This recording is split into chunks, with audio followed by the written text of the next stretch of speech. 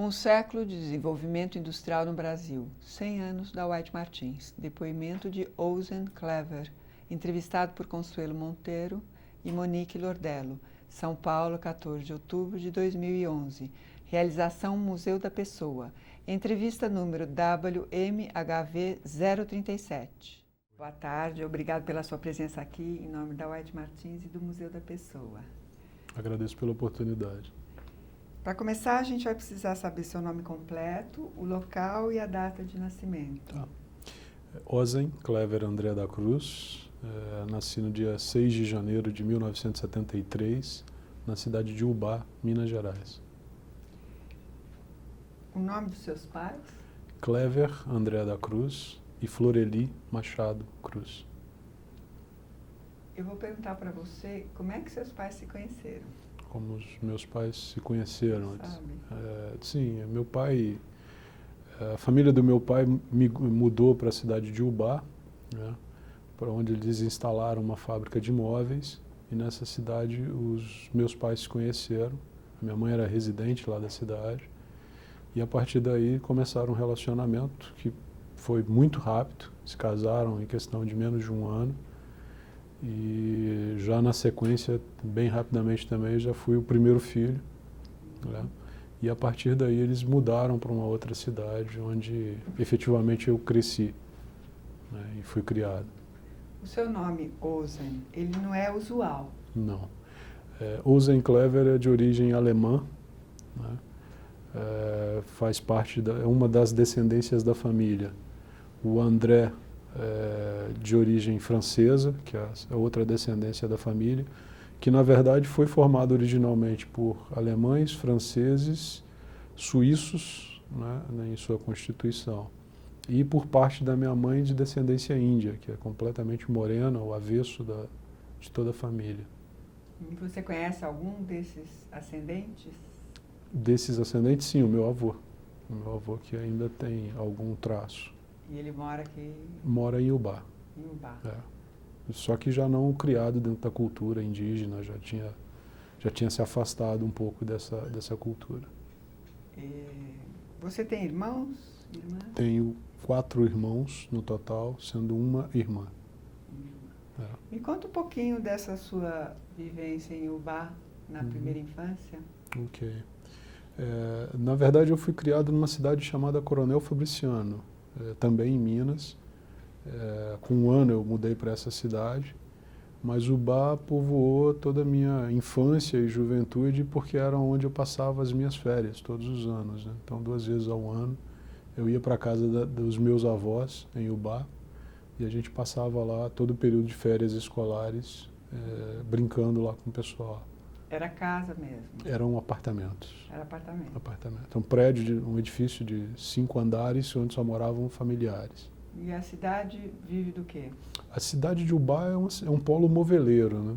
Eles têm, hoje deve ter próximo a 200 fábricas e fabriquetas de móveis. Então, o que você pensar de madeira, o pessoal consegue trabalhar muito bem. E a origem da família, da migração para Ubá especificamente foi em razão disso. Eles tinham uma serralheria com produção de madeira no interior de Minas, na cidade de Cataguases, e aí migraram para Ubá, onde existia mão de obra formada para constituir uma fábrica de móveis. Você passava férias lá, então? Passava férias lá com o pessoal. E como é que eram essas férias? Bastante animadas. Férias na casa dos avós é sempre muito animado, muita festa, muita bagunça. Tive a oportunidade nessa época de conhecer a fábrica, né, que até então para mim era novidade. Então eu tive a oportunidade de ver maquinários, equipamentos em trabalho, grande número de pessoas trabalhando. Essa fábrica chegou a ter, na época, coisa de quase 600 funcionários trabalhando, né? E foi uma das maiores fábricas até da cidade durante um bom período de tempo. Que tipo de móvel? Em geral, cama, que eles chamam de cama, mesa e banho, ali eles faziam a parte de jogos de quarto, né, na época, jogos de casal, solteiro, a parte de sala, cozinha, mesas, cadeiras, armários. Então tudo era fabricado na fábrica, especificamente. Você frequentava bastante? Sim, frequentava bastante. Era perto da casa dos seus avós? Ficava 1 quilômetro da casa dos meus avós. E quem é que participava dessas férias? Você? Eu, os meus irmãos, na época ainda dois irmãos, né, que estavam mais presentes, a mesma faixa etária, né, e posteriormente os outros 2 irmãos, né, totalizando 5. Quanto tempo durou isso? Olha, até os 13 anos a gente sempre frequentou. Era uma exigência de família, né, do meu avô. Os filhos obrigatoriamente tinham que passar os natais e o ano novo juntos, né? Então todos os anos, todos os filhos do meu avô, que são 6, tinham que se reunir e passar o final de ano juntos. E aí, como a gente teria obrigatoriamente que estar se reunindo nessa época, né, a gente acabava passando o período de férias também. Então já ia no início de dezembro e voltava para casa no final de janeiro, início de fevereiro. Mas era uma vida de apartamento? Uma vida de apartamento, sim, mas com saídas ali para a chácara, para a fábrica, para algumas outras atividades próximas à casa do meu avô. E você acha que essa imagem dessa fábrica, ela determinou algumas decisões que você tomou na vida, esse movimento, esse conhecer desse universo desde a infância, Sim, de produção? sim, sim. Na época, essa fábrica expressava para mim uma condição tecnológica, uma condição de operação que era bastante interessante. Trazia já uma ideia de produção em série que veio depois fazer parte da minha vida cotidiana, né? E depois, aos 13 anos, eu mudei efetivamente para Ubá, junto com a minha família. Minha família mudou para Ubá e foi aí efetivamente que veio um corte na minha vida, né? Porque aos 13 até os 15 anos eu morei em Ubá e as opções que eu tinha à época era continuar na cidade e fazer parte daquela rotina de produção de móveis, ou seja, me tornar um moveleiro ou um marceneiro, ou então efetivamente sair da cidade e buscar um outro futuro. Né?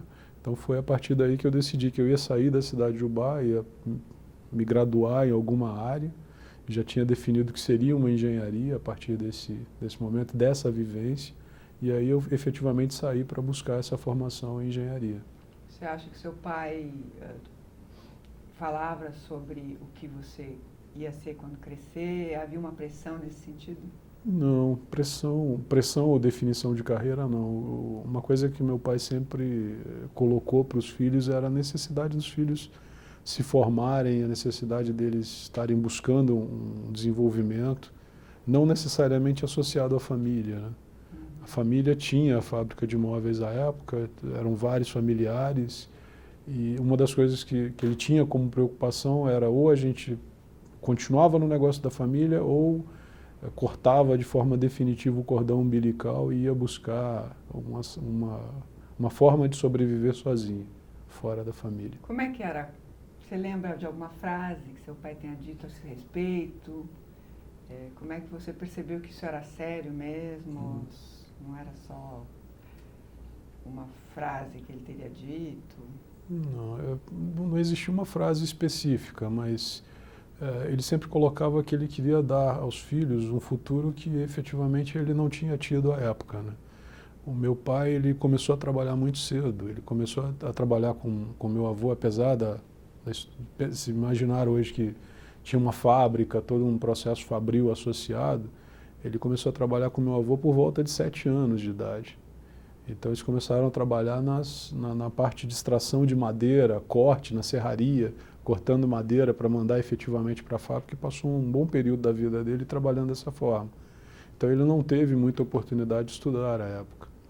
Né? Então uma das coisas que ele sempre colocou é que ele queria que os filhos tivessem uma oportunidade que ele não teve. E aí, em cima disso, ia buscar uma formação dos filhos e ia dar todo o apoio necessário para que os filhos se formassem e se tornassem pessoas graduadas em alguma área. Você chegou a fazer algum móvel em casa, assim, com alguma madeira que tivesse lá? Não, eu sozinho não, mas eu ajudei meu pai algumas vezes, trabalhava maravilhosamente bem com a madeira. Né? E assim, é uma facilidade enorme para fazê-lo que me impressionava muito, sempre me impressionou muito. Eu sempre tive uma admiração muito forte pelo meu pai, né? Pela forma de vida que ele teve, pelas dificuldades que encontrou ao longo da vida e pela forma com que ele traduzia essas dificuldades em oportunidades. Então, ele conseguia pegar um caixote de madeira e transformar aquilo num móvel muito bonito. Uma época ele fez um espelho para dar de presente para minha mãe que ficou uma coisa maravilhosa e assim numa facilidade enorme de um dia, menos de um dia de trabalho ele conseguiu fazer. E todo mundo que chegava em casa e via aquele espelho perguntava como é que fazia para comprar um igual. O que tinha o espelho de tão especial?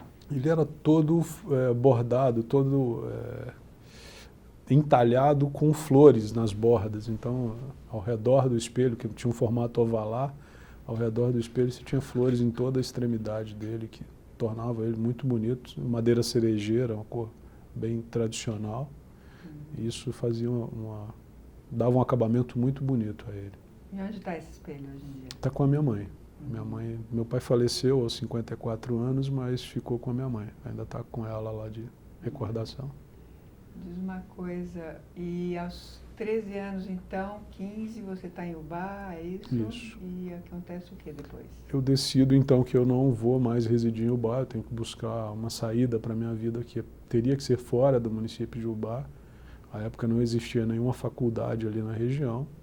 Então eu volto para Ipatinga e vou me graduar em engenharia mecânica na cidade de Ipatinga. Eu vou morar sozinho, aos 17 anos eu estou morando sozinho. E aí efetivamente eu começo a minha trajetória aí no curso de engenharia mecânica. E vou me graduar aí 5 anos depois, graduado já em engenharia mecânica. Mas aos 15 você ainda estava no colegial, científico? Isso, fazendo o ensino médio, né? Com 15 anos eu comecei o ensino médio. Nessa outra cidade que você mencionou? Em Ubá. Ainda em Ubá? Ainda em Ubá. Você só sai de Ubá aos 17? Aos 17 eu mudo efetivamente para Coronel Fabriciano, vou me formar em técnico químico, volto para Coronel Fabriciano para estudar técnico químico, começo um estágio numa fábrica de celulose da região, sou então convidado a trabalhar nessa fábrica de celulose, por onde eu permaneci 6 anos. E durante o período em que eu trabalhei nessa fábrica de celulose, eu me graduei em engenharia mecânica. Você está contando a sua trajetória e seu profissional. Não. E a sua vida social, clubes, festas, garotas, ou você só tinha essa preocupação mesmo focada na profissão? Não. Tinha minha vida pessoal. Foi nessa cidade que eu conheci a minha esposa. Com que idade? Eu comecei a namorar com ela com 16 anos. Né? Quando eu mudei efetivamente para essa cidade, eu já comecei a namorar com ela. A partir daí tem toda a parte de República. Eu morei quase 3 anos em República. Durante esses 3 anos em República tinha bastante vida, tem uma vida social bastante intensa. Né? Então esse período fez parte da vida e não tinha como ser diferente. E a República, você se adaptou a esse modo de vida, saindo da casa dos pais? Sim, me adaptei muito bem à condição de residir em República. Como você se organizava? Eu tive uma grande dificuldade no início. Por que dessa dificuldade? A minha mãe ela era muito protetora, principalmente comigo, que era o primeiro filho. E para você ter uma ideia, eu saí de casa aos 17 anos, eu não sabia fritar um ovo. Então essa era uma dificuldade que eu tinha, por exemplo, com a alimentação. Né? Então, os meus primeiros meses de República, efetivamente, eu tinha dificuldade com a alimentação. Eu não tinha, em algumas situações, as pessoas que cozinhavam para a gente ou faziam almoço ou não faziam o jantar. Não, sábado e domingo não trabalhava um então eu tinha uma certa dificuldade com a alimentação. Eu não sabia fazer nada na cozinha. Tanto que num dado momento eu vou para a casa dos meus pais passar uns dias de descanso e pedi ao meu pai que me ensinasse a cozinhar. Então meu pai me ensinou a cozinhar, a minha mãe se recusou a fazê-lo, disse que não tinha criado o filho dela para fazer nada na cozinha. Ela se recusou a fazê-lo, mas meu pai então é que foi me ensinar a cozinhar. Eu aprendi a cozinhar a partir de então para conseguir sobreviver um pouco melhor dentro da República. Você está me dizendo que em um fim de semana você aprendeu a cozinhar? Aprendi a cozinhar. Num final de semana?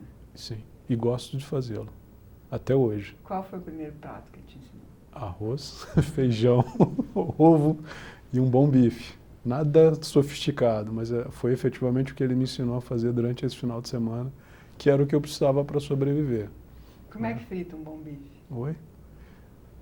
Começa pela escolha da carne, colocando uma carne bem suculenta. Tem vários tipos de carne que você pode utilizar. Eu prefiro um patinho com a espessura um pouco mais alta. Você colocar uma frigideira com óleo bem quente, deixa ele corar dos dois lados.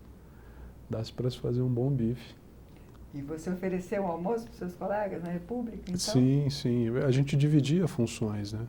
A minha grande frustração no início da República foi exatamente em cima disso. A gente acabava dividindo funções e quem não sabia cozinhar tinha que lavar vasilhas ou arrumar a casa. E eu acabei fazendo isso nos meus 6 primeiros meses, né? Então eu fiquei ali fazendo atividades de limpeza de casa, né? Durante esses 6 primeiros meses até aprender a cozinhar alguma coisa. E aí a partir do momento que eu aprendi a cozinhar, eu entro no rodízio com todo mundo e cada dia um fazendo uma determinada atividade. E com esses mesmos colegas, nessa mesma república, você se graduou? Não, eu morei nessa república durante 2 anos, né? Do curso de 5 anos. Posteriormente, esses colegas foram se desfazendo, eram períodos diferentes de faculdade. Alguns não faziam faculdade, só moravam na República, aproveitavam a República para morar com a gente. E depois disso eu fui morar sozinho, morei sozinho um bom tempo, até efetivamente me casar. Eu casei 1 ano antes de me graduar e a partir dali eu já comecei a constituir família e viver a minha vida normal. Então a sua rotina era República, ir para a faculdade, conta um pouquinho. Aí essa fase da vida era uma fase bastante complicada, né? Porque eu fazia o estágio durante o dia, nesse período de graduação. Já a partir do primeiro ano? Já a partir do primeiro ano. Eu fazia o estágio durante o dia, estudava à noite, né? Efetivamente passava na República nesses intervalos, que é quando eu tinha que fazer algumas atividades, né? E voltava da faculdade já tarde, né? Onde eu ia comer alguma coisa efetivamente para dormir e no dia seguinte estar 7 horas da manhã de volta na fábrica para a continuidade do estágio. E você tinha que fazer estágio no primeiro ano? Precisava fazer o estágio no primeiro ano. Era o meu estágio ainda de graduação do curso técnico, que era obrigatório. Então eu teria que fazer esse estágio a partir daí. E nesse momento, ao término do estágio, surgiu uma proposta de emprego para continuar trabalhando nessa mesma empresa. E aí eu já entro trabalhando nessa empresa em regime de trabalho de turno, né? E efetivamente eu consigo uma flexibilidade maior de horários. A sua graduação foi em engenharia? Industrial mecânica. Industrial mecânica. Existia alguma disciplina que te fascinava? Algum professor que tivesse te marcado?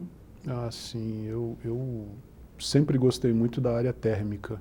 Então, a parte de caldeiras sempre me impressionou muito.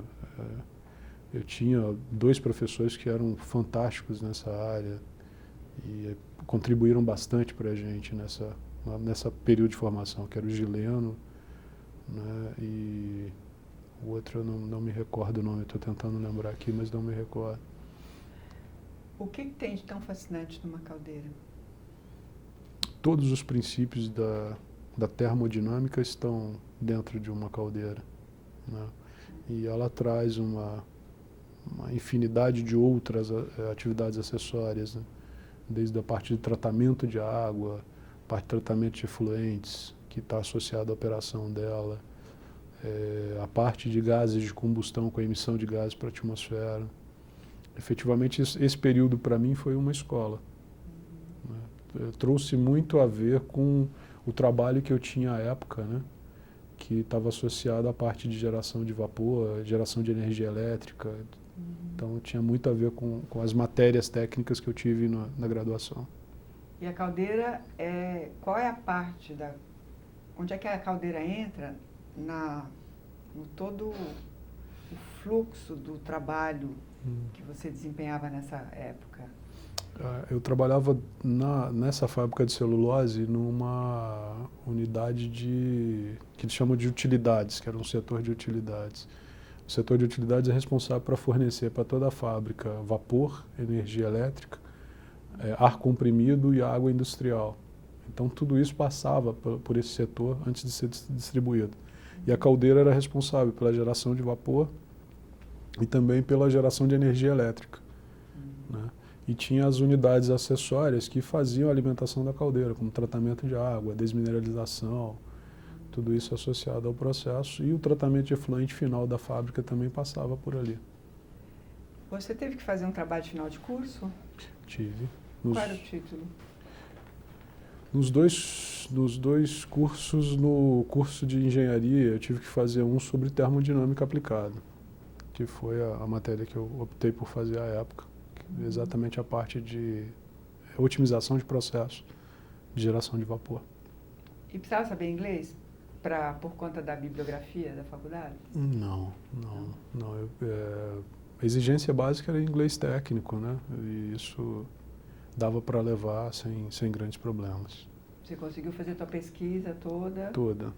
Apesar que nessa época eu já cursava o inglês, então não tinha grandes dificuldades para leitura também não. Mas a grande maioria dos materiais disponíveis estavam em inglês, né? Talvez à época, se eu tivesse que fazer algum idioma diferente, seria o alemão, porque tinha muita literatura em alemão. Apesar da família ser descendente de alemães, né, eles acabaram abandonando a cultura quando vieram para o Brasil. Abandonaram o idioma, a cultura e tudo mais. Boa pergunta.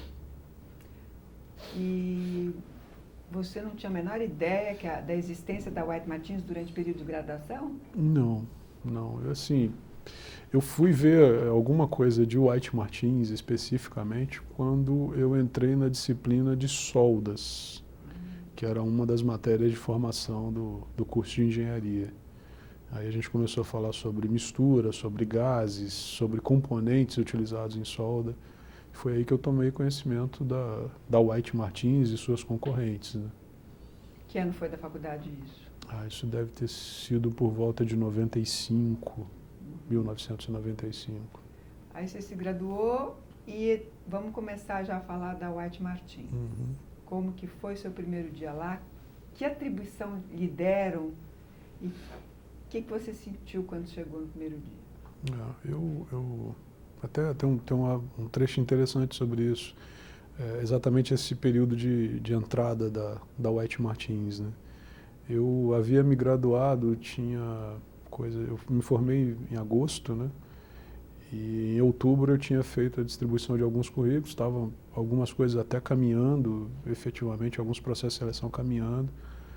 Existia uma oportunidade de continuar na empresa onde eu trabalhava e exercer uma função de supervisão ou engenharia dentro da unidade.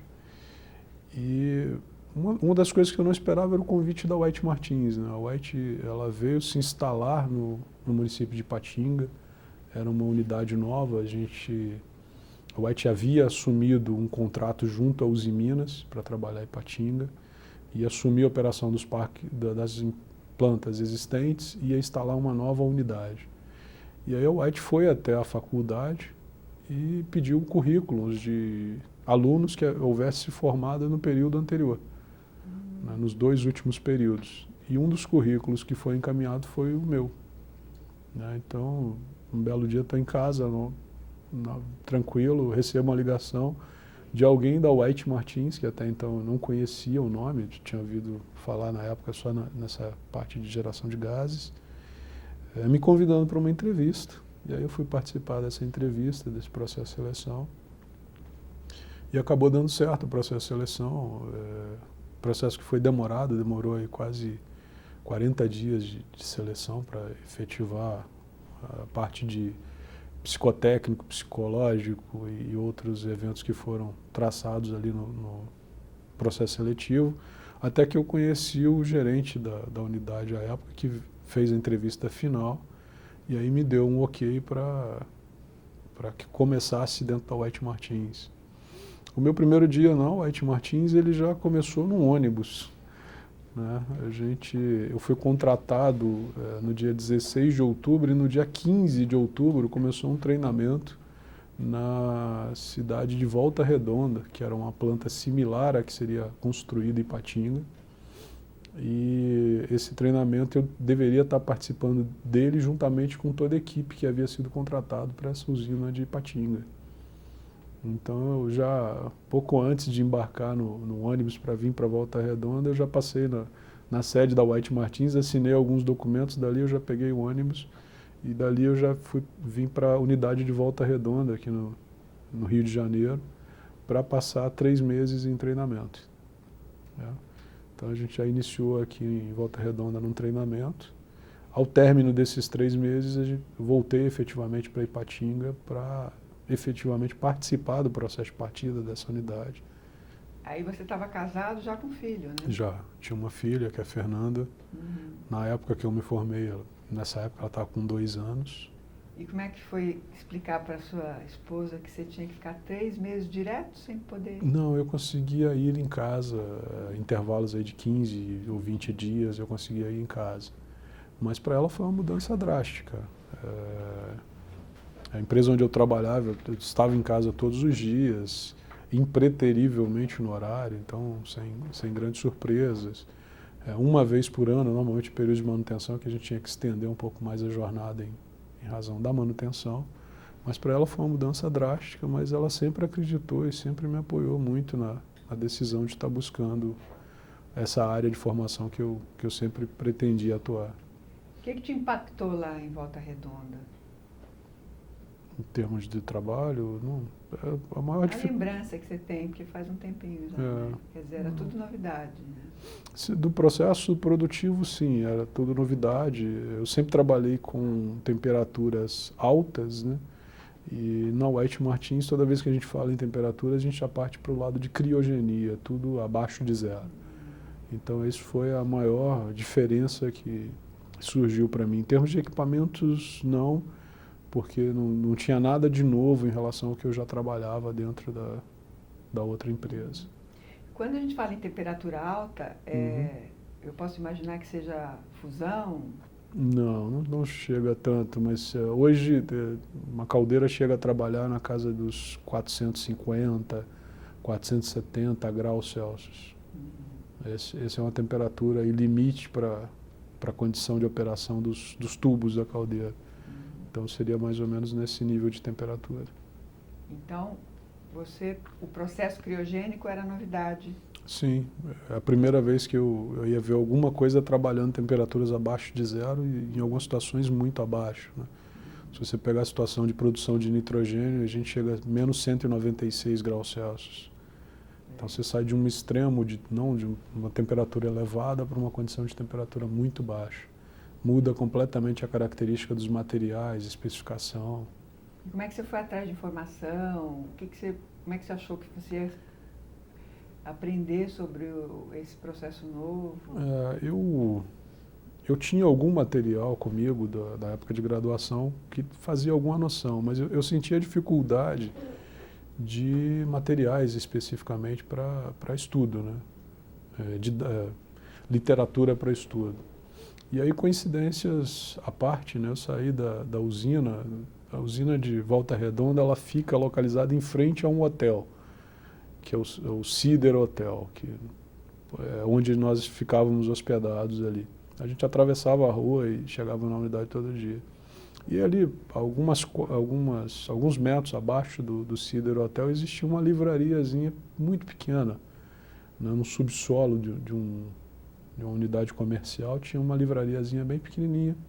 Um belo dia à noite eu saí da unidade, passei no hotel e falei, pô, eu vou tentar ver se eu consigo achar alguma coisa de literatura que possa me ajudar a estudar um pouco mais sobre esse contexto. E acabou que eu passei em várias livrarias, não achei nenhum material, né, disponível. E aí eu fui nessa livrariazinha, estava voltando para o hotel, passei em frente, vi e falei, poxa, eu vou dar uma olhada, né? E aí na hora que eu entrei nessa livraria, tinha um senhor, que era o dono, na verdade o esposo da dona da livraria, que estava lá. E aí na hora que eu perguntei, ele falou, não tem não. E aí ele até riu para mim e fez um comentário dizendo, você não vai achar nada sobre isso não. Como é que foi a sua pergunta? Eu perguntei a ele se ele tinha algum livro associado à criogenia ou alguma coisa associada a essa área de pesquisa. Ele falou, você não vai achar nada não, e sorriu. Aí virou para mim e comentou que ele tinha sido uma das pessoas que fez a construção de uma das unidades que operavam em Volta Redonda, né, em 1987, 85, ele havia construído uma das unidades. E aí me pediu licença 2 minutos, foi até atrás do balcão, tirou um livro publicado por 2 escritores russos que falava sobre criogenia em inglês. E olhou, me entregou o livro e falou, olha, vê se te serve. Na hora que eu vi o livro, ele traçava toda a parte de tecnologia, toda a parte de técnica e teórica do processo criogênico. Eu falei, pô, não, é exatamente isso que eu estou procurando. Eu falei, então toma de presente para você, não preciso mais disso, pode ficar à vontade, eu acho que você vai gostar muito do material. E aí foi o livro que eu utilizei para estudar e conhecer um pouco mais sobre o processo. Agora, a própria White Martins não indicava? Não, a White tem um material dela muito bom, por sinal, que é de treinamento de operadores, são 5 books, né, que vai dar uma noção geral do processo criogênico e tudo mais. Mas ela é mais operacional, esse material ele é mais operacional. E esse livro já trazia para mim toda a parte teórica do processo. Desde das leis de Raoult, princípios de equação química de destilação fracionada, algumas coisas que fazem parte hoje do processo de destilação fracionada e operações unitárias, por exemplo, de colunas de destilação, e trazia em detalhes focado para a parte de criogenia. Né? Quanto tempo você ficou, então, nessa função? Saindo desse treinamento, eu voltei para a unidade Patinga, a gente realizou a partida da unidade e efetivamente conseguiu dar à unidade toda a parte administrativa dela, nós montamos toda a parte administrativa da unidade, e aí no final de 1 ano eu fui convidado a ir para uma outra unidade da White Martins, que ficava localizada no município de Santa Bárbara, também em Minas Gerais.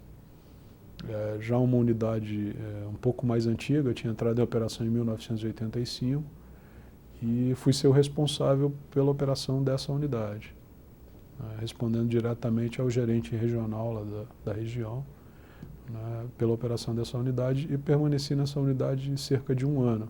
Essa unidade atendia a mineração São Bento, né, produção de ouro, né, extração de minério, redução, retirada de contaminantes e produção de ouro em lingotes para exportação. Agora, quando você teve que exercer funções administrativas, isso não te causou estranheza? No princípio, sim. Por exemplo, esse período que eu fui efetivamente para a unidade de Santa Bárbara, a minha maior dificuldade era exatamente essa, gestão de pessoas. Apesar de eu já ter tido uma experiência industrial na empresa anterior, já ter oportunidade de ter liderado alguns grupos em atividade de manutenção, não era algo que eu exercia no dia a dia, era algo mais esporádico. Eventualmente eu fazia uma atividade que eu tinha que liderar um grupo. E aí na unidade de Ipatinga eu compartilhava isso com outras pessoas. Então eu tinha um gerente local, eu tinha mais um engenheiro que trabalhava conosco na área de manutenção e tinha um outro engenheiro também na área de produção. Então éramos 3 engenheiros e um gerente administrando a unidade. Então facilitava bastante o trabalho. E na unidade de Santa Bárbara eu fui ser o gestor, responsável pela unidade, sem nenhuma outra pessoa que pudesse me dar uma ajuda na parte de gestão de pessoas e administração da unidade propriamente dita. Eu vejo que na maioria das entrevistas, a White Martins colocava engenheiros nessa posição. Sim. Por que não um administrador de empresas? Você não sentiu vontade de fazer administração de empresas? Olha, tem uma piada que a gente contava na faculdade de engenharia, que ela dizia mais ou menos o seguinte: é mais fácil você transformar um engenheiro num administrador do que um administrador num engenheiro. Né? Então a gente sempre usava isso como linha de raciocínio. E dentro da White, acho que hoje quase 80% do quadro funcional da White Martins são engenheiros. Então a formação de engenharia é muito forte. Por que disso? Pela necessidade de conhecimento dos equipamentos, máquinas, problemas, e principalmente para agilizar a solução. Nós temos pouquíssimos administradores dentro da White Martins. E aí, posteriormente, ela veio dando cursos de gestão. Aí já administração efetiva, gestão de pessoas, né? Para agregar valor aos funcionários e facilitar o dia a dia de trabalho deles. Mas no primeiro instante é colocado na cova dos leões, é solto lá junto com o pessoal, fala, meu amigo, a partir de amanhã é você que é o responsável. E foi assim que eu comecei a gerenciar dentro da White Martins. Então, a partir daí, conta um pouquinho o que foi acontecendo. Ok. Eu fiquei nessa unidade cerca de 1 ano, e aí recebi um convite, a Praxair, que é a controladora da White Martins, ela resolveu estabelecer no Brasil um grupo, que eles chamam de eficiência operacional, que ia receber o nome de GOE, e esse grupo teria reporte direto à Praxair, em termos de resultados, e seriam vários engenheiros espalhados nas principais unidades do Brasil, né, com a finalidade de obter trabalhos de otimização de processos, redução de custo, né, redução de insumos na produção. Como é que foi o nome do... É Global Operational Excellence. Então ele trabalhava com esse princípio, e aí eu fiquei ligado ao Roberto Carioca, que foi meu gerente nos próximos 3 anos, e trouxe para mim um crescimento muito grande, a pessoa que conhecia muito do trabalho específico da White Martins, da parte de produção. Ele sempre foi considerado um papa dentro da companhia em relação à área de produção. E realmente o era. Então eu tive a oportunidade de trabalhar com o Carioca durante quase 3 anos. Nesses 3 anos eu tive que voltar para a cidade de Patinga, né, para ficar focado dentro da unidade de Patinga, que era uma grande unidade, mas eu saía sempre da unidade de Patinga para trabalhar em outras unidades.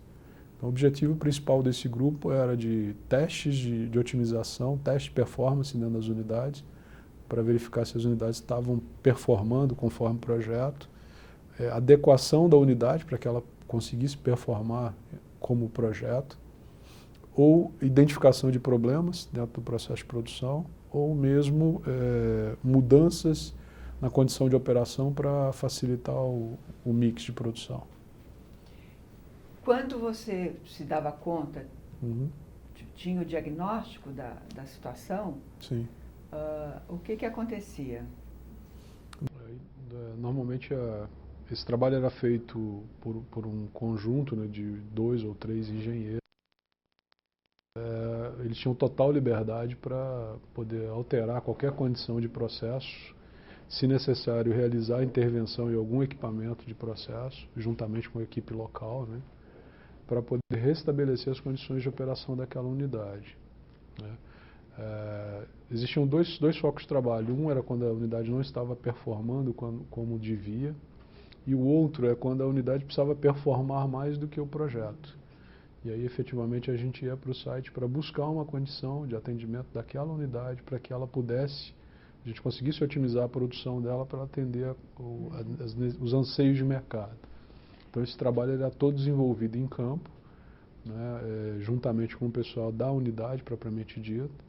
No final, a gente executava um treinamento com o pessoal da unidade naquelas condições operacionais, para que eles conseguissem repetir aquela condição para as próximas operações. E a gente explicava o porquê daquelas alterações para efetivamente eles obterem aquele resultado. E no caso ali, essas explicações são para todos os cargos, chão de fábrica? Chão de fábrica, nível de supervisão, nível de gerência local. No final era feito um relatório que passava pelo crivo do nosso gerente à época, e depois distribuído esse relatório para todas as partes também. E como é que era esse relacionamento? Essas pessoas eram pessoas que a White Martins teria colocado, ou que a própria empresa designa para trabalhar? Quase 99% das vezes a gente estava trabalhando dentro de unidades da própria White Martins. Então eram funcionários da White Martins, assim como nós. A gente trabalhava tanto aqui no Brasil quanto na América do Sul. Então nessa época eu tive fazendo trabalho em Bolívia, Venezuela, Argentina, uma série de outros países aí, para melhoria, Chile, para melhoria de performance e qualidade. E dentro do Brasil, em várias outras unidades. mas quase sempre funcionários da White Martins. Então a aceitação era bem tranquila. Eventualmente podia surgir algum trabalho fora da White Martins. A gente já chegou a prestar trabalho, por exemplo, para empresas que tinham suas unidades de produção, né? E aí sim era um trabalho externo, ou mesmo para a concorrência. Já teve uma situação, por exemplo, em que a concorrência teve dificuldade em conseguir produto, ou conseguir produzir numa determinada unidade, e contratou o White Martins para fazê-lo. Então o White Martins designou um grupo de engenheiros para ir trabalhar nessa unidade.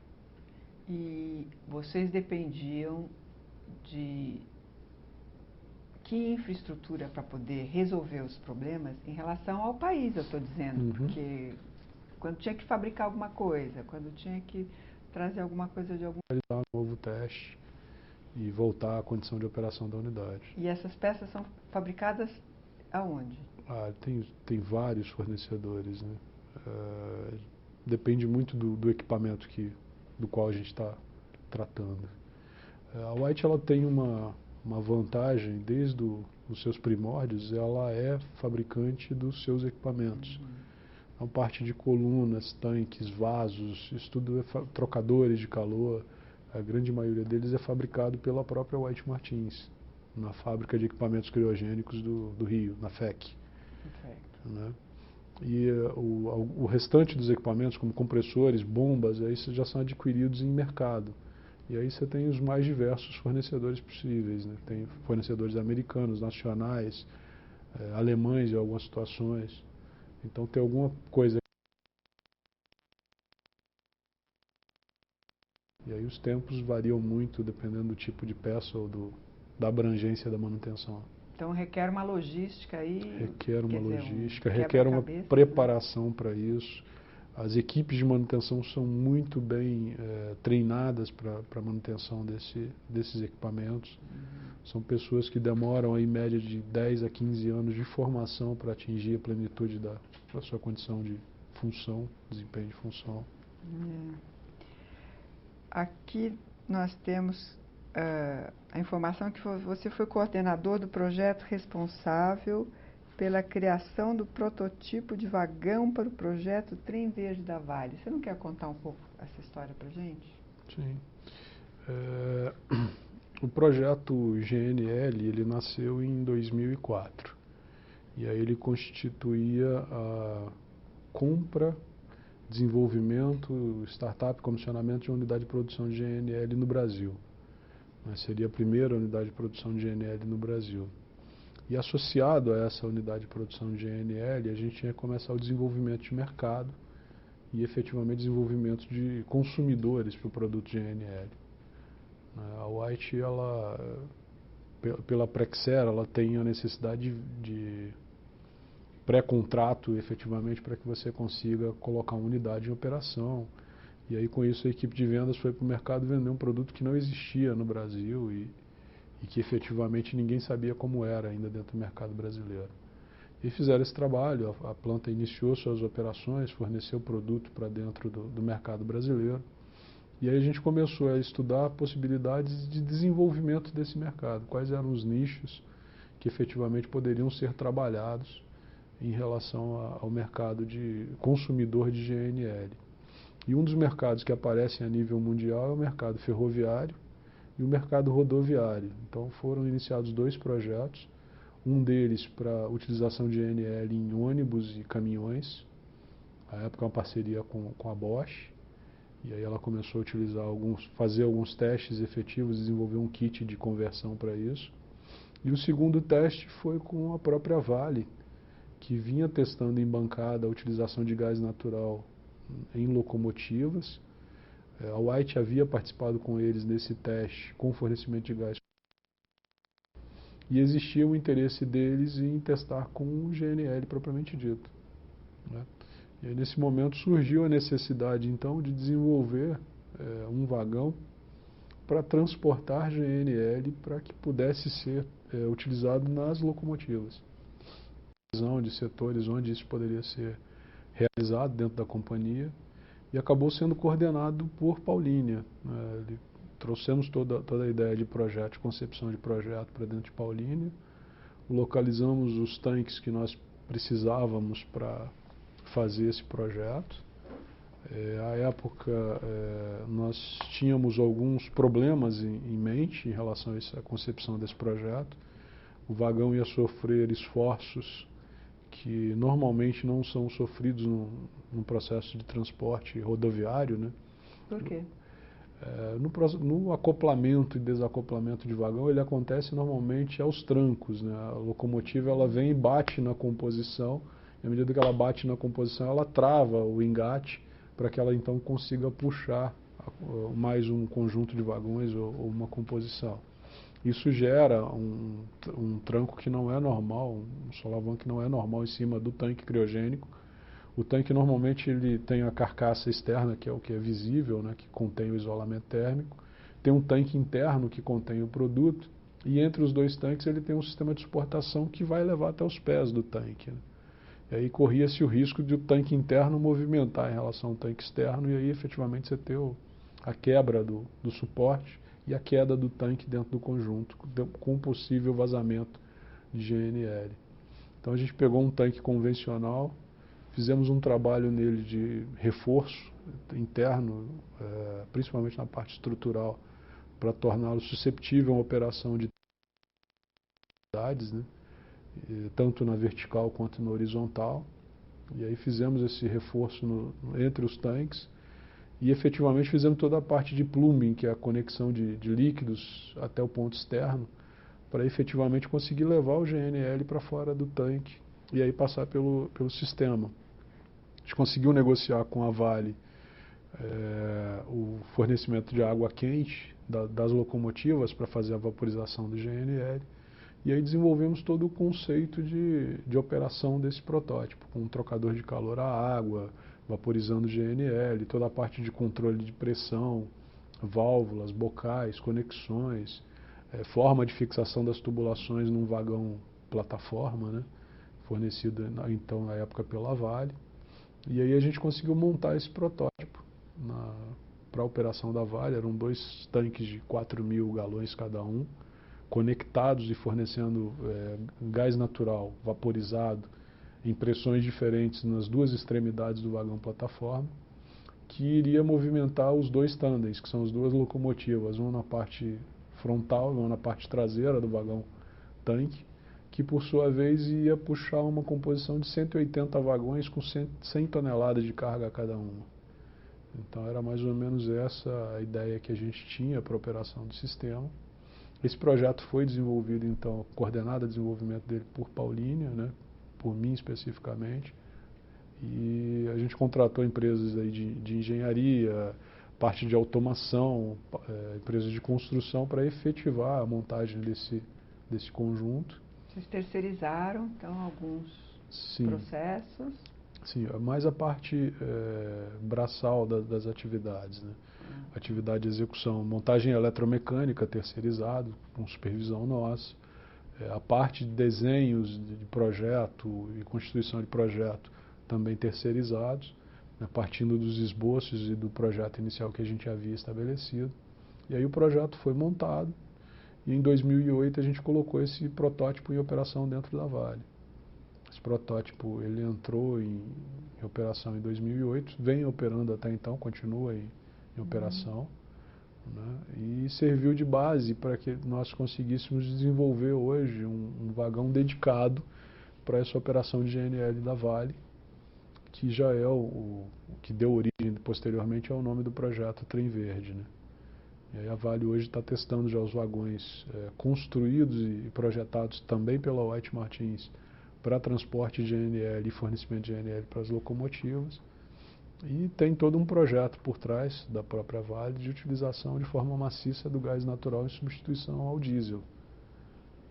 Eles têm lá um perfil de consumo hoje, cada locomotiva consome em torno de 15 litros por quilômetro de diesel e eles querem substituir com o uso do gás natural até 60% desse diesel dentro do contexto de operação das locomotivas. E não carreta? A carreta ela é um mercado mais dividido, está bem distribuído dentro da geografia do país, que demandaria uma série de postos de abastecimento espalhados em vários locais para torná-lo viável, né, economicamente falando. E hoje no Brasil não existe nenhum tipo de incentivo para a utilização de um combustível mais limpo. Então isso dificulta um pouco o conceito da utilização de qualquer combustível mais limpo dentro do processo.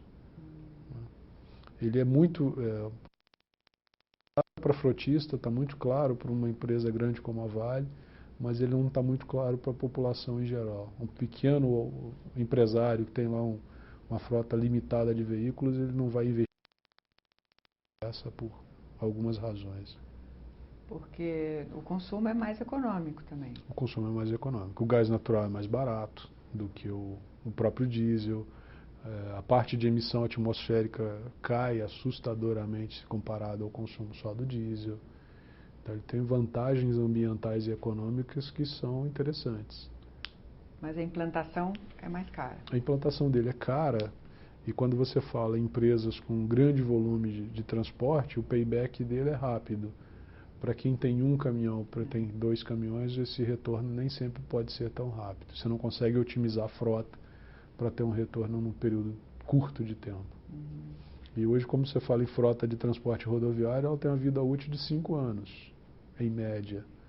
Então, no final de 5 anos, ele vai ter que fazer a troca da frota. Uma vez que ele trocou a frota, ele tem que tirar todo aquele kit que ele montou naquela frota e migrar para uma outra, e isso gera mais um custo para ele.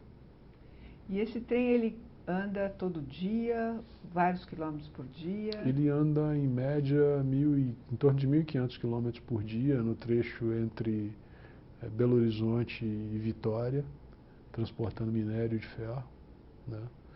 E faz o transporte até Vitória do minério, retorna então para Belo Horizonte vazio, carrega novamente e volta para Vitória para fazer o abastecimento de navios no porto de Tubarão. E isso tudo Votorantim? Vale. A Vale, desculpa, Vale. Vale. Foi uma demanda da Vale para vocês? Uma demanda da Vale para a gente. Eles é que vieram com essa demanda? Nós havíamos trabalhado com eles a ideia, né, o conceito de utilização de gás, tanto que a gente conseguiu fornecer para eles inicialmente GNC para o piloto de testes, mas é uma demanda de mercado que ela existe internacionalmente e a Vale também tinha seu interesse em fazê-lo.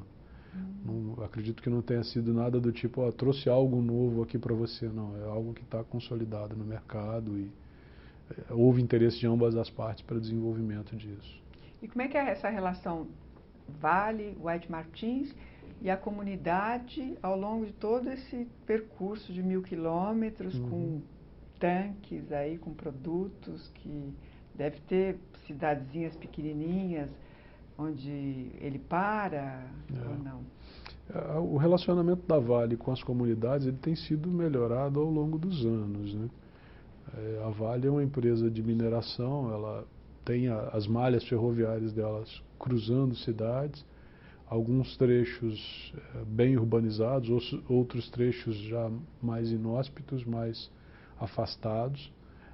Normalmente ela atravessa algumas comunidades carentes, que têm uma série de dificuldades, e tem todo um trabalho social da Vale para melhorar essa imagem dela perante essas comunidades e tudo mais. Mas uma das preocupações, as fotos que você vai ver tanto do trem verde quanto do vagão protótipo, eles são fechados, né? São isolados. Ele tem uma carcaça metálica que faz a isolação deles. Por que especificamente? Porque no início desse projeto, a gente sentou com o pessoal da Vale do Rio Doce e nas discussões perguntamos quais seriam os pontos críticos e um dos itens que apareceu foi exatamente de vandalismo. Olha, meu amigo, eu paro meu trem ali do lado, o cara me joga uma pedra, né? Ou então ele chegou ao ponto de dizer, em alguns casos, o cara atira na composição. Teve algum caso? Não. Até hoje envolvendo a frota não, até porque ela está bem isolada, né? O vagão ele tem sua proteção mecânica para evitar qualquer tipo de problema em relação a ele, mas é um tipo de vandalismo que está presente na operação da Vale. Qual seria a região mais crítica, será? Eu não sei lhe dizer. Isso na época não foi, nos passado. Você chegou a fazer o percurso? Você conhece o percurso? Não conheço. Eu conheço uma parte dele porque é o mesmo percurso que se faz de trem de passageiros ligando Belo Horizonte a Vitória. Existe inclusive um passeio até muito bonito de se fazer. Algum dia se eu estiver na região de Minas é interessante para quem gosta de trem, então é muito bom. Tem um trem de passageiros que liga Belo Horizonte a Vitória. Esse trem tem duas classes lá, né, que é uma das composições, ou 3 ou 4 composições, é um vagão com ar-condicionado muito agradável, com atendimento de bordo ali, com alimentação, bebida, então você fica bem à vontade em relação a isso. E a classe B ali, que vem já nos vagões ar ambiente, né, sem ar-condicionado, mas com bastante gente e bastante empolgação, um vagão de restaurante com música ao vivo e tudo mais. E o pessoal sempre fazendo muita farra ali, né, levando muito mineiro para praia de Vitória, para as praias de Vitória, né, para as praias do Espírito Santo. Então o trem chega no local e ainda depois vai ter vai ter que ir para o porto, que você mencionou. O porto fica dentro da própria Vale. O porto é uma das unidades da própria Vale do Rio Doce. Na verdade, o minério ele chega na unidade de Tubarão da Vale do Rio Doce, ele é descarregado nas unidades de beneficiamento, onde o minério ele vai ser tratado junto com agregados químicos, para formar o que eles chamam de pellets, que vão compor depois a carga de aço, a carga para os alto-fornos para a produção de aço. E essa operação, a Toda sua Vale. responsabilidade acaba quando chega no porto. Não, quer dizer, não. O maquinário tem que estar em perfeita condição até chegar no porto. Depois... Na verdade, hoje a nossa responsabilidade é abastecer o vagão de combustível com GNL e realizar a manutenção no vagão de combustível. Toda essa operação ela pertence à Vale do Rio Doce. Operação de locomotivas, transporte de minério, beneficiamento, carga, exportação de minérios da Vale do Rio Doce. A nossa responsabilidade é só fornecer o GNL para eles, que sai hoje aqui de Paulínia e vai de carreta até Vitória. É transferido então para o vagão combustível e a partir dali o vagão faz a alimentação das locomotivas. E a gente tem uma equipe de manutenção que faz a manutenção nesse vagão criogênico. Você conhece Paulínia? Conheço. Bastante. Deve ter mudado muito, né, Paulínia? Porque hoje a gente ouve falar em São Paulo de Paulínia, era um lugar que a gente não ouvia falar. Mas ela sempre teve uma história, né? Eu acho que talvez o grande boom da cidade de Paulínia tenha sido em razão dos eventos culturais nos quais ela tem se envolvido, da indústria cinematográfica que está cada vez mais presente dentro do município de Paulínia, né? E agora também dos festivais, né? Agora vamos ter um SWU em Paulínia, né? Que até então não era referência para isso, né? Mas a cidade de Paulínia ela existe desde 1973, sempre com a refinaria da Petrobras ali dentro, com uma arrecadação per capita muito boa, a cidade com uma condição de vida para os habitantes muito, muito interessante. E hoje qual é a sua função na White Martins? Eu sou gerente de produção de líquidos da região São Paulo. E o que mudou? Eu gostaria que você falasse um pouco de rupturas, divisores de água, nessa sua trajetória profissional. Ok. Relacionado um pouco com o país também, com o processo de industrialização, questões de infraestrutura, planejamento. Se você lembra de alguma história que você possa linkar todos esses temas aí bem complexos. De uma forma geral, eu já trabalho na indústria há 20 anos, na White Martins há quase 14 anos, completo 14 agora, dia 16. A parte de infraestrutura mudou drasticamente. A gente tinha dificuldades enormes para trâmites de material, aquisição de peças e mesmo absorção de tecnologia era uma coisa difícil de se fazer, né? A White, propriamente dita, ela sempre teve uma forma bastante interessante de agir em relação a isso. É uma empresa sempre muito inovadora, sempre muito ágil, sempre na busca de condições tecnológicas avançadas e está sempre no mercado buscando uma série de coisas e tem seus centros de tecnologia muito bem desenvolvidos. Então isso para mim foi uma mudança significativa quando eu efetivamente comecei a fazer parte da equipe da White Martins. Qual era o problema de infraestrutura que você possa contar um caso específico e que hoje não tem mais? Demora na importação de materiais, trâmites às vezes de despacho de cargas. Até hoje a gente ainda depende de transporte de navio, que em algumas situações a gente tem que aproveitar rotas advindas de outros países ou em circulação para determinado momento o Brasil estabelece como rota comercial e a gente passa a ter navios aportando, atracando no Brasil constantemente para despacho de carga. É óbvio que normalmente sempre com passagem por algum país, né? Hoje a carga, por exemplo, do Brasil gira em torno de 11% do trâmite de comércio mundial, né? Isso no passado era muito menor, então a gente não tinha uma rota previamente estabelecida. Hoje a gente já consegue estabelecer uma rota do Brasil para a Europa, do Brasil para a Ásia, do Brasil para os Estados Unidos. No passado a gente obrigatoriamente tinha que fazer alguma coisa entre Brasil e Estados Unidos Estados Unidos migrar para alguma outra rota de... Quem que estabelecia essa obrigatoriedade? Mercado. O mercado. Mercado.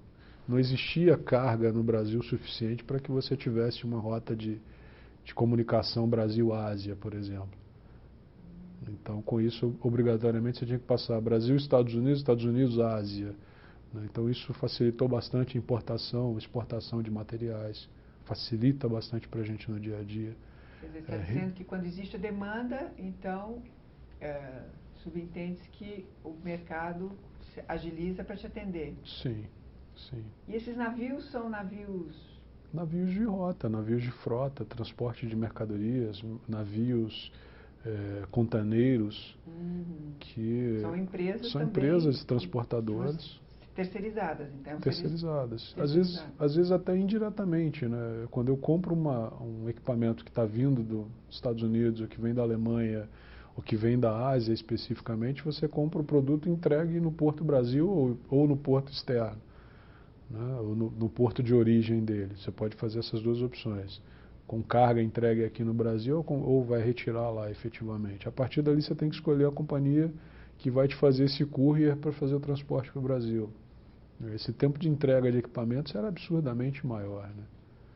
E isso hoje reduziu significativamente. Ainda é alto em algumas situações, mas já reduziu significativamente. Então você está me dizendo que a infraestrutura depende do mercado também, que isso mudou, mas e os portos, e o governo, e as questões relativas à infraestrutura do Brasil como governo, né? A gente vive um momento em que a economia do Brasil ela tem se consolidado como uma economia, entre aspas, plena. Nós temos um mercado nacional que está bem desenvolvido, que efetivamente não sofreu tanto com a crise de 2008, né, que vem enfrentando de uma forma relativamente positiva essa crise agora de 2011. Né, e isso em si demonstra a maturidade e o desenvolvimento interno que nós tivemos ao longo desses anos. Agora, basicamente em relação à questão de infraestrutura, se formos comparar a infraestrutura do Brasil, situações portuárias, comparativamente com outros países, nós estamos muito atrasados em relação a muita coisa, né? A gente fala hoje numa carga de um navio fora do Brasil com equipamentos avançados, com operação robotizada, em tempos extremamente curtos, operação cotidiana de descarga que se consegue descarregar um Panamex em um dia, o que no Brasil demora-se quase uma semana para fazê-lo. Uma operação já bem mais mecanizada do que aqui efetivamente, bem mais automatizada do que aqui. Isso tudo se reflete em custo no final. Uma operação portuária extremamente morosa, em que efetivamente no porto e demora-se de 30 a 60 dias para conseguir o desembaraço dessa mercadoria. Porque aí a relação é você com a empresa transportadora, o navio, E o navio é que resolve as questões que Não, acontecem no porto? não. Vocês têm que sentar O navio junto? descarrega o material no porto e vai embora. A partir dali você se responsabiliza por fazer o desembaraço daquela mercadoria junto ao fisco, para que efetivamente você consiga colocar isso dentro do Brasil. Isso é atribuição sua também? Não. Não. Não. Ah, tá bom. Não. Você nunca... Existe um grupo dentro da White Martins que é responsável pela parte de importação, exportação, compras, e eles é que vão tratar disso de uma forma geral. Mas a partir do momento que houve a descarga da mercadoria no porto, é de responsabilidade da empresa, né, que efetivamente importou ou está exportando aquele material para fazer o desembaraço. Então Em fala mais do que... relação à quebra de Desculpa. rupturas que você havia Sim, perguntado. Na sua trajetória mesmo, então. É porque eu fiz uma pergunta muito grande de Brasil, infraestrutura, planejamento, todas as questões do Brasil. Mas, na verdade, que você tenha vivenciado a sua própria trajetória particular mesmo. Né? Eu comecei a carreira voltado dentro de uma área técnica, numa função de engenharia, e efetivamente trazia comigo um conceito teórico muito forte ao longo desses primeiros anos de trabalho.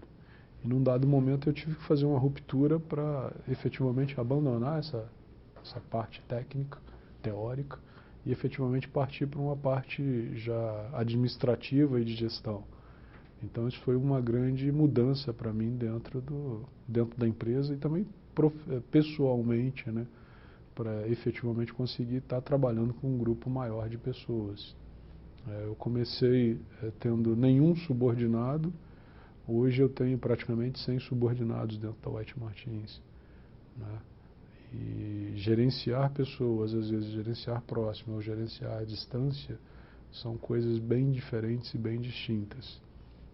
Isso para mim foi uma grande mudança no dia a dia. Me possibilitou também uma visão mais holística da companhia. Eu enxergo mais a companhia do que eu enxergava no passado. Eu tinha um foco muito voltado à atividade de produção. Hoje eu consigo enxergar a empresa já como um todo, com a visão um pouco mais ampla. Isso também foi uma mudança significativa para mim ao longo desses anos. E hoje, o seu dia a dia amanhã, por exemplo, o que você vai fazer amanhã? Amanhã é sábado. Amanhã Segunda-feira. Sábado eu vou... Bom, diga o que você vai fazer no sábado. Eu vou... O que você vai fazer amanhã e depois na segunda-feira, então?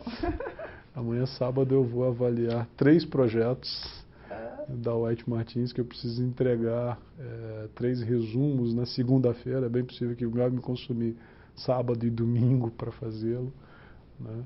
E eu teria que entregar isso na segunda-feira, que é um processo que a gente tem que fechar até o início de novembro. Sim. É um processo exatamente de escolha de tecnologia, de equipamentos.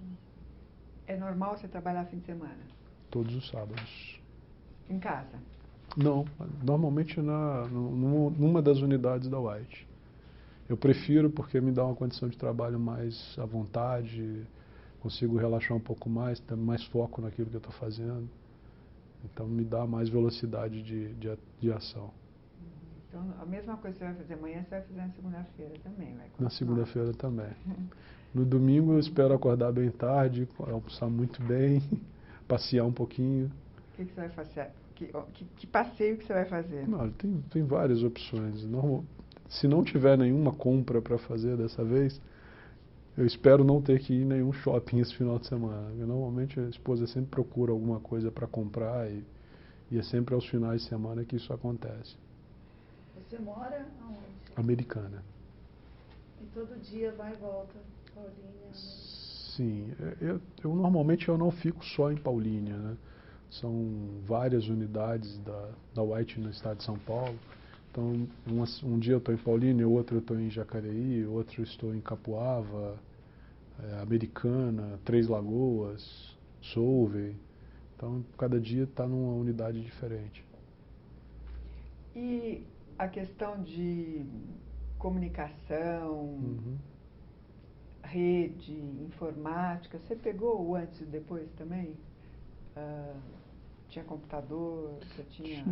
Tinha. Estava em rede, Porque houve uma reserva de mercado, né, no Brasil. Houve. E aí a White Martins devia sofrer muito com isso na época, né? É, Depois abriu-se. a gente, quando eu entrei na White Martins, trabalhava-se com os VMs, né?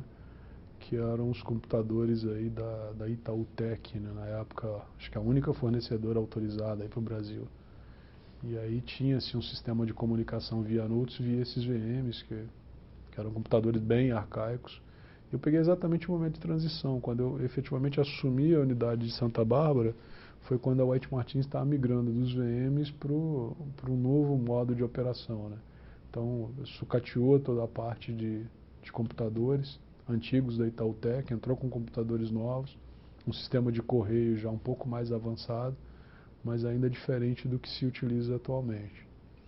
Você teve dificuldade de aprender essa nova tecnologia? Não, muito pelo contrário. Assim, eu sempre gostei muito de informática. Aos 16, 17 anos, eu fiz vários treinamentos de vários cursos de programação, linguagem de programação.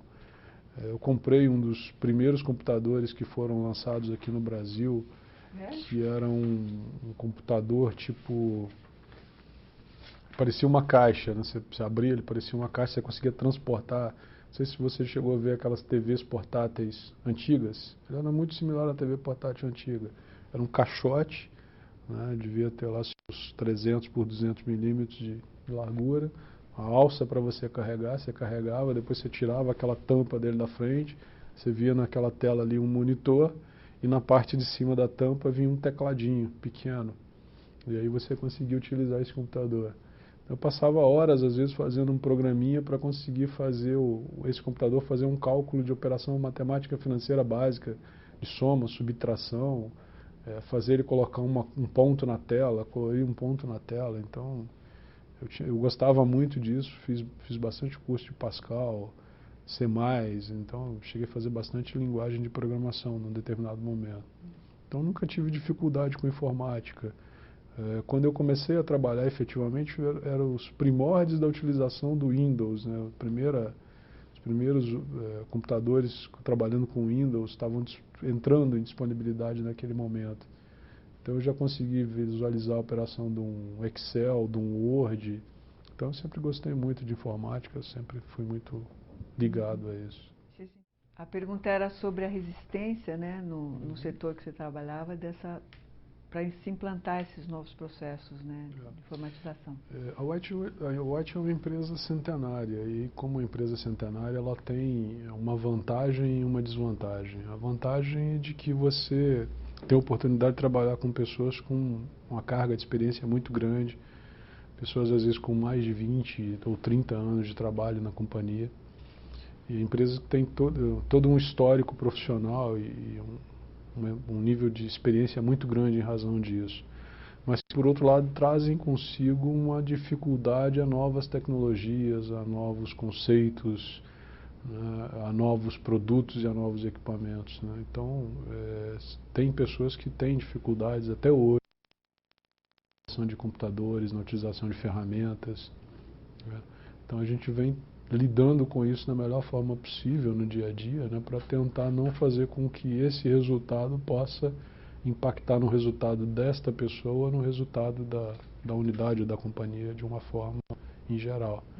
Mas é uma dificuldade que se faz presente. A gente vê isso hoje, às vezes, com os nossos pais que têm dificuldade, às vezes, de acessar um caixa eletrônico, uma internet. Isso dentro do ambiente corporativo é tão crítico. Nossas operações hoje são todas automatizadas, o operador trabalha numa estação de PLC, precisa ter acesso via um computador. Então, se a pessoa não tiver uma boa facilidade para lidar no dia a dia com o computador, vai ter uma série de dificuldades. E como acontece esses bancos eletrônicos de documentação mencionados? Os bancos, a ideia é de que no passado a gente tinha toda a parte de documentação das unidades em papel, em ambiente físico, pastas e espalhados aí ao longo da unidade. E uma coisa que a gente percebeu é que há uma certa dificuldade no controle dessa documentação e também na atualização dessa documentação e na disponibilidade da documentação de uma forma geral. Então foi desenvolvido dentro da ferramenta de correio, de disponibilização de informações, bancos específicos em que a gente tem colocado toda a documentação das usinas dentro desses bancos. Então eles passam a ser acessíveis ao público interno da unidade e também ganham visibilidade para o público externo. As outras unidades passam a compartilhar essas informações e começa a haver uma troca de experiência entre unidades. Então, se uma desenvolve um determinado procedimento, já automaticamente compartilha com as demais. Se tem uma determinada dificuldade ou solução, já difunde isso para todo mundo. Isso tem possibilitado homogeneizar a operação e consolidar os conceitos de cultura dentro da companhia. Demanda que te ofertaram, por que você estava envolvido? Você esteve envolvido nesse processo? De que maneira? Sim, no projeto a empresa sempre trabalhou com bancos em papel e a gente tinha alguns bancos de distribuição de normas em formato eletrônico. E havia uma demanda do setor de qualidade em criar um banco de documentação eletrônico para as normas de qualidade que até então eram difundidas de forma papel. E na época da implantação do projeto de GNL, nós conseguimos, eu e o gerente de qualidade à época, convencer um diretor dentro da companhia a possibilitar o investimento nesse banco eletrônico. E aí, a partir daí, a gente conseguiu trazer o banco do sistema de qualidade para o formato eletrônico, e aí ficou difundido de uma forma geral dentro da companhia, acessível a qualquer funcionário da White Martins. E pegando carona nesse banco, eu consegui desenvolver esse banco eletrônico para uma unidade, que foi a unidade de Paulínia, né? A partir da unidade de Paulínia, a gente veio copiando esse banco e fazendo réplicas dele para as demais unidades. Então, hoje, todas as unidades certificadas da White Martins trabalham com esses bancos eletrônicos e a tendência é de que agora, até o mês de novembro, a gente consiga colocar um novo banco eletrônico no ar. Isso está sendo feito já pelo pessoal de qualidade, não tem nada a ver comigo, mas que vai colocar todas as unidades da White Martins no ar. E aí a gente passa a ter toda a documentação desses bancos eletrônicos no ar. E por que Paulínia? Paulínia foi um projeto que eu tive a oportunidade de participar desde o início, né? Eu fui convidado a participar desse projeto em 2004. Na época eu era gerente da unidade de Americana aqui em São Paulo. E aí me convidaram para ser o gerente desse projeto de Paulínia. É uma unidade que tinha como finalidade produção de GNL, que é um combustível, é um gás natural liquefeito, uma forma de combustível, com um mercado diferente do nosso, que é de gases do ar, especificamente, e que seria um divisor de águas para a companhia. A gente ia efetivamente entrar no mercado de energia de uma forma massiva, né, com um produto em larga escala. E aí, nessa época, me convidaram para fazer toda a parte de projeto, entrar efetivamente. Eu participei da compra do terreno, ainda expulsando os gados lá do terreno para a gente efetivamente avaliar o terreno e fazer a compra do terreno. Fui para fora do Brasil conhecer unidades de produção, tecnologias empregadas e trabalhar junto com a equipe de engenharia na escolha do projeto e na escolha dos equipamentos que iriam compor a unidade de Paulínia. Depois eu participei da parte de treinamento, capacitação dos técnicos que trabalham na unidade, que iriam fazer o startup. E acompanhei a parte final da montagem, né, o GSS, nosso grupo de engenharia fez toda a parte de montagem da planta. E na parte final da montagem eu participei da etapa de comissionamento e partida da unidade, efetivamente colocando essa unidade em operação. E nesse processo surgiram várias demandas para a unidade Paulínia. Como era um contrato que envolvia a Petrobras, que é uma das parceiras do projeto, né, existia uma demanda para que essa unidade já nascesse com certificação de ISO 9000, ISO 14000 e OSHAS, AS 18000. E para fazer isso, o setor de qualidade solicitou que fosse feita uma melhoria no sistema da qualidade, que era exatamente a criação desse banco para o setor de qualidade. E na carona eu acabei pegando esse banco também para a unidade Paulínia E em cima disso, já com menos de um ano de operação, a gente conseguiu certificar a unidade nas 3 normas que vem sendo mantido desde então. Foi exatamente por isso que surgiu Paulínia. E imagino que Paulínia, então, mudou. Quando a gente estava falando de Paulínia, que eu perguntei se você conhecia, você falou dos cinemas, Isso. dos centros culturais, mas tem uma relação também com o crescimento Da região, sim. região. Tem também com a história da White Martins. Ela traz para a White Martins um marco, né, que é a entrada no mercado de energia, com venda de um produto de valor energético agregado. Né, e ao longo desses anos, várias indústrias migraram para o município de Paulínia e têm migrado. Né, acho que só é para este ano, agora 2012, a previsão é de mais 10 novas grandes indústrias ali na região. O trabalho tem crescido assustadoramente e a tendência é de que ele cresça cada vez mais nos próximos anos. Então, mas quando você fala em energia, é um termo que me faz pensar em outras fontes de energia Sim. também. Sim. Mas no seu caso, a sua preocupação é o gás natural. Explica um pouco, porque tem água, essa planta precisa de eletricidade, precisa de energia. Precisa. Mas aí tem outras pessoas pensando a respeito. A White tem hoje quase 4% do consumo de energia do Brasil, né? Ela é eletrointensiva nas suas operações, consome uma quantidade considerável de energia. Paulínia, por sua vez, também precisa de energia no processo de transformação do estado do gás, né, que sai do estado gasoso para o estado líquido. Isso é feito através de energia elétrica, com utilização massiva de energia elétrica no processo de produção. Mas é uma forma de nós entregarmos ao cliente final energia concentrada, né?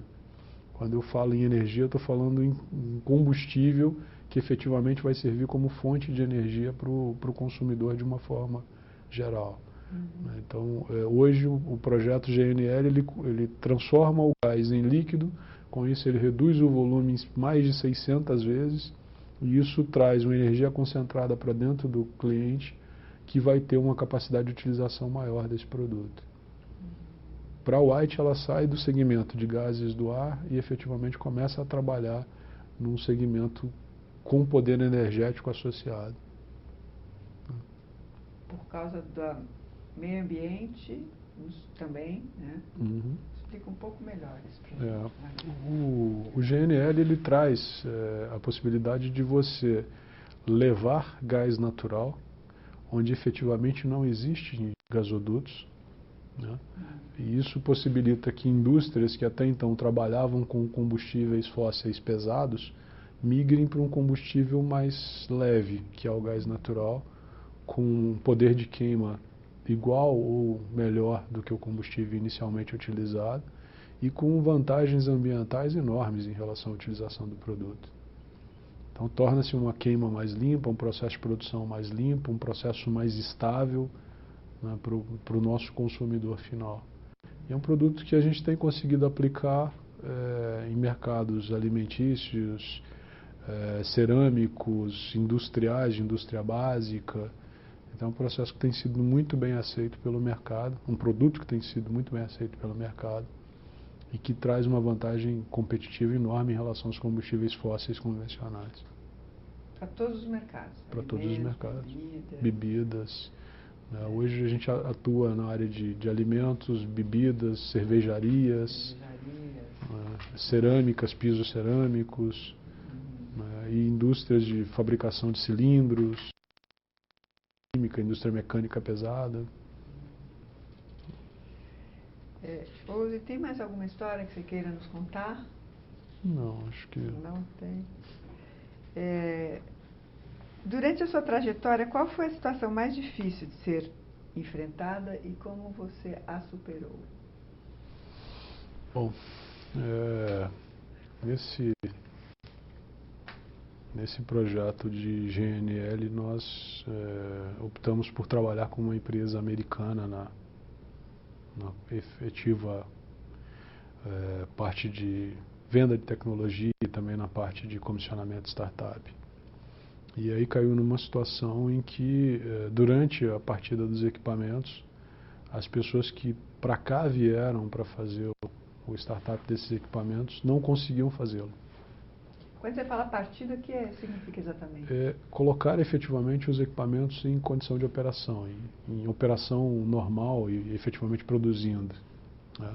Então ele tem uma etapa ali em que você faz a parte de comissionamento, verifica se todos os equipamentos estão em plenas condições, e aí começa o processo de partida do equipamento, o arranque, startup do equipamento, até que ele consiga produzir o produto final.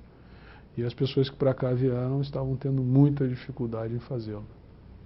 E aí chegou no momento em que, já passados aí quase uma semana de tentativas, numa das reuniões, eu conversando com esse diretor, sugeri que nós o fizéssemos, assumíssemos a operação e que nós colocássemos efetivamente os equipamentos em operação. Ele me perguntou se nós teríamos condição de fazê-lo, eu disse que tínhamos plena capacidade de fazê-lo. E assim obtivemos carta branca com o presidente da companhia e 2 dias depois a unidade estava em produção.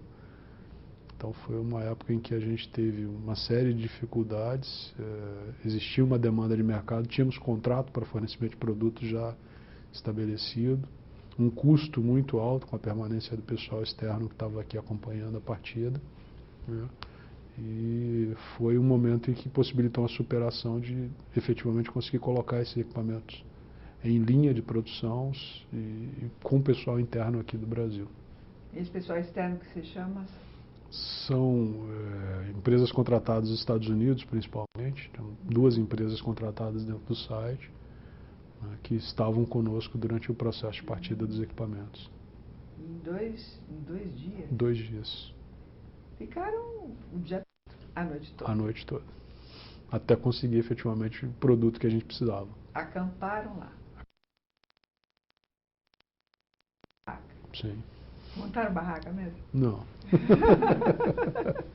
Não, a gente acaba dormindo sentado nas cadeiras, vai para as mesas, deita, dorme um pouquinho, descansa, toma um banho, volta. Mas a orientação básica é de que a partida só termina quando tiver concluído o produto e efetivamente tiver conquistado o que a gente precisa. Tem foto de vocês dormindo na cadeira? Não, não tem. E o que significa o White Martins completar 100 anos para você? O que significa o White Martins completar 100 anos? Bom, a White para mim ela sempre significou uma mudança de paradigma muito grande para mim. Eu saí de uma empresa convencional que não tem a mesma história, não tem a mesma trajetória da White Martins. Essa empresa tem hoje 38 anos de mercado, mas com uma cultura de operação de origem japonesa, então tudo mais pausado, mais paulatino, mais planejado. E quando eu vim para a White Martins eu encontrei uma empresa que já tinha próximo de 80 anos de existência, né, um pouco mais de 80 anos na verdade de existência, mas muito inovadora. O engajamento dos funcionários que sempre me encantou muito. Eu sempre vi os funcionários de uma forma muito proativa, muito comprometidos com o resultado da companhia. E apesar de ser uma empresa centenária, uma agilidade, uma velocidade de tomada de ação que sempre me surpreenderam e muito. A White ela pode hoje, que nas principais crises, ela sempre teve um passo à frente nas principais crises, não é? Por ter sua origem inicialmente como uma empresa nacional, possibilitou a ela todo o domínio de mercado que ela tem hoje, né? Enquanto empresas que não entendiam o mercado brasileiro não conseguiam sobreviver, a White Martins se deu maravilhosamente bem, investindo no câmbios flutuantes extremamente altos, inflações galopantes, e a White Martins sempre acreditando, e isso possibilitou a ela ter a vantagem de mercado que ela tem hoje dentro do país. E eu acho que é uma empresa que completa 100 anos com carinha de 10, né, com pique para completar mais 100 anos sem grandes dificuldades. E como é que você vê o futuro em relação à sua área de atuação? O futuro em relação à minha área de atuação? Bom, ela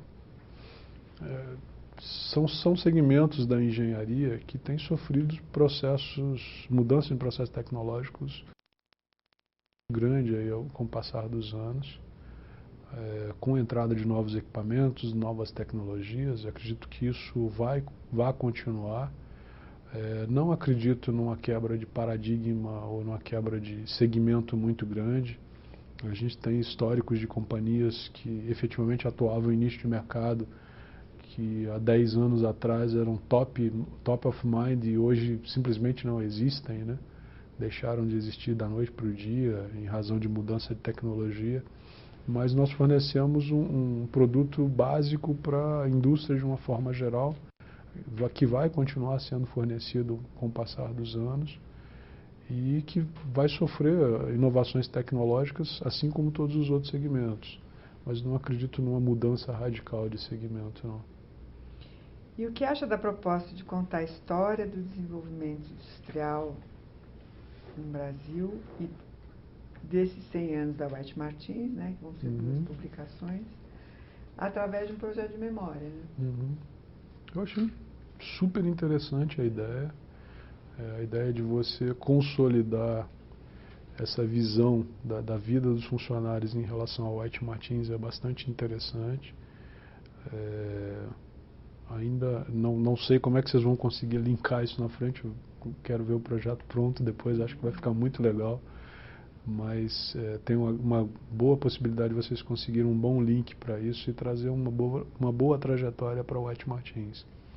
A White, ela, apesar da gente no dia a dia não ter conhecimento, ela faz parte de quase tudo que a gente tem dentro de casa. Ou seja, ela participou do processo de elaboração dos mais variados produtos que a gente consome no dia a dia e uma série de tecnologias que a gente desenvolve no dia a dia. Eu acho que vai ser bastante interessante essa consolidação para a gente. E o que você acha de ter participado dessa entrevista? Adorei a possibilidade de estar aqui contando um pouquinho da minha história, né, e um pouco da minha trajetória dentro da White Martins. Você queria acrescentar mais alguma coisa, contar mais alguma coisa? Eu tinha feito um comentário com vocês no início de que na minha época de adolescência eu tive que, num determinado momento, definir o que eu queria fazer da vida. E isso me trouxe para uma condição de buscar um curso de engenharia, que era o que eu tinha pretensão de fazer. Desde criança, meu pai vivia brigando comigo em algumas situações, porque eu desmontava as coisas e montava de volta em algumas situações, né? Às vezes sobrando algumas peças, mas fazia. E às vezes eu conseguia resolver alguns problemas no dia a dia com alguns equipamentos de casa, um ventilador, um ferro de passar, alguma coisinha assim que a minha mãe tinha algum problema, eu desmontava e montava aquilo ali. E aí eu tive a oportunidade de fazer o meu curso superior numa área que eu sempre gostei. E efetivamente, quando eu entrei dentro da White Martins, eu tive a oportunidade de trazer isso para o meu dia a dia de trabalho. Ou seja, a White para mim sempre foi uma escola desde o início. Eu tive a oportunidade de ver muita coisa que eu não via, tive a oportunidade de ver um segmento de mercado para novo, né? E uma coisa que sempre me encantou dentro da White é a oportunidade, a liberdade de poder trabalhar efetivamente, né? Saí de uma empresa em que tudo era muito setorizado, muito bem dividido, cada um com suas responsabilidades. Dentro da White eu perdi um pouco dessas barreiras, né? A White já não tem essas barreiras muito bem definidas, que te dá uma liberdade de trabalho muito grande e uma possibilidade de assumir novas responsabilidades a cada dia. Eu sempre tive um espírito bastante empreendedor, sempre gostei de estar buscando coisas novas, e vivo um desafio atrás do outro todos os dias. Isso é que me vicia e me encanta. Muito obrigada, então, pela sua presença. Obrigado a vocês. Obrigada. Até a próxima.